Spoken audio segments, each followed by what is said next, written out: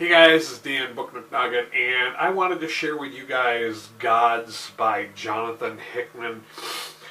Um, I remember seeing the idea of this graphic novel.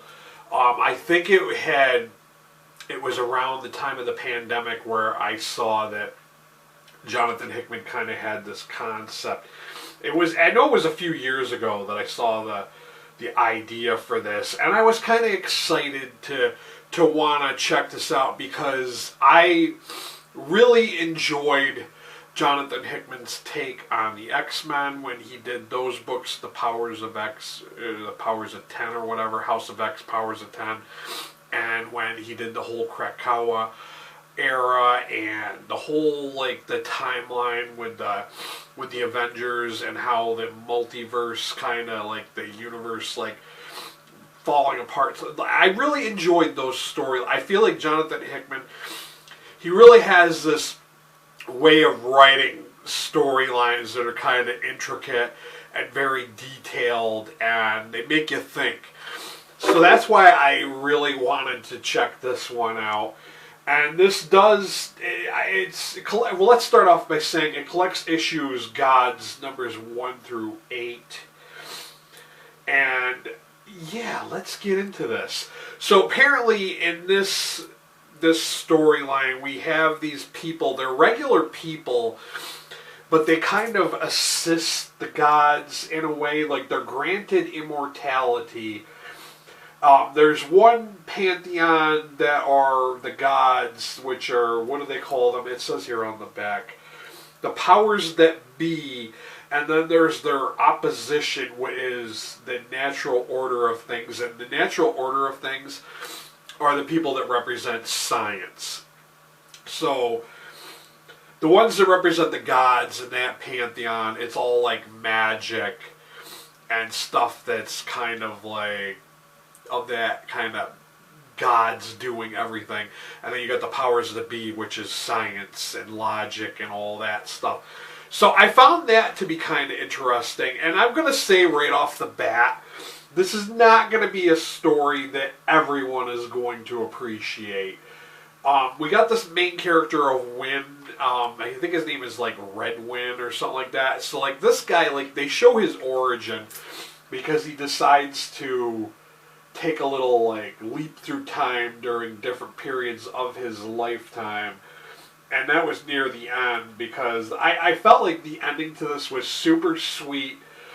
It felt justified that we get this guy who's been a long time servant who felt like he's served the the powers that be or whatever, the gods, the pantheon of the gods. He's been a good and loyal servant. He's done everything that they have asked him to do in saving the world and saving humanity. But they never kind of at the very ending, not to spoil it doesn't really give an ending. It kind of alludes to a choice to be made, and I thought it was a very sweet ending. But it's definitely a very good story that makes you think. If you're not one of those people who likes to read a lot of dialogue that's kind of, heavy on philosophy and stuff, that you might not really appreciate this. But it does have some Marvel players, mostly Doctor Strange. There are a few others like the X-Men come and go. I think there's some brief interactions with other Marvel people, but mainly you're going to see Doctor Strange and there's other gods that I forgot that were even a part of the Marvel universe. So yeah, I really enjoyed this. Like I said, it's definitely for people that like to think about stuff. If you like to think about philosophical ideas, I think you're definitely going to get something out of this. I enjoyed it. It's better than I thought it was going to be. I will admit that while reading this, I was thinking it was going to be a 3 out of 5 star rating for me. But the ending kind of really clinched it for me and really made it so I was like, yes, that sweet ending deserves a 4 out of 5 star rating from me. I really appreciated that ending. I thought it was sweet. It was very touching. I admit I almost shed a tear. I was just like, oh, that's so sweet.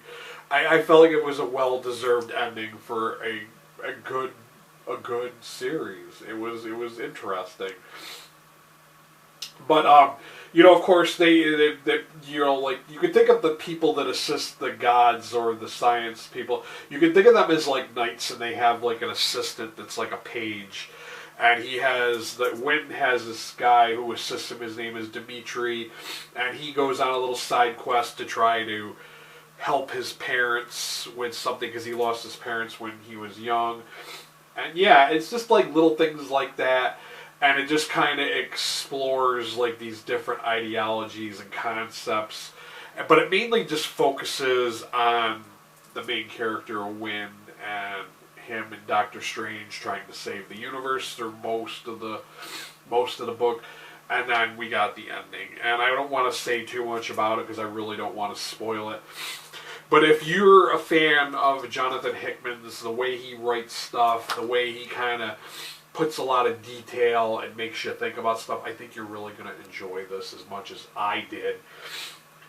Yeah, guys, the sweet ending, I really love that. It was kind of sad, but it was like a happy sad, and I was like, oh, that's so sweet. So I gave this a 4 out of 5 star rating on Goodreads. If I didn't mention it already, this is from Marvel Comics. It's something different from Marvel for once.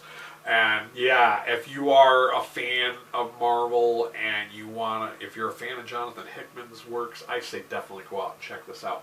Of course, as always, I will have a link to Amazon down below for you guys to pick up a copy of this for yourselves. I'm also going to throw it on my Ko-fi link if you want to help support my channel by donating to that. And if you're new here, you came here looking for graphic novel recommendations and other comics you want to check out, by all means, hit that subscriber button, hit that notification bell, because I don't upload on a regular schedule.